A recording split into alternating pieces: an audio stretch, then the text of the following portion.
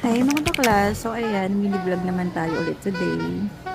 Sobrang quick lang nito. Kain tayo ng Korean food dito sa may Pasay. Ito yung kamjatang kung tawagin. Pork bone soup siya.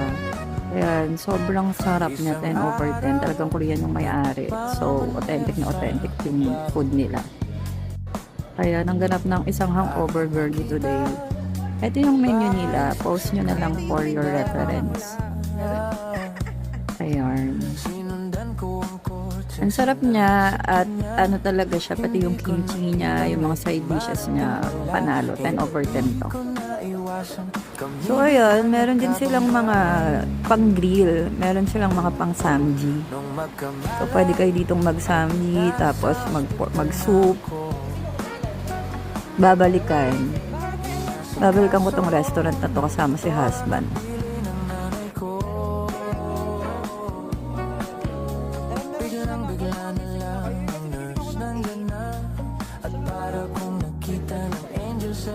Kahit nagdedeliryo, itong nasabi ko sa kanya. Ale, nasa langit na ba ako?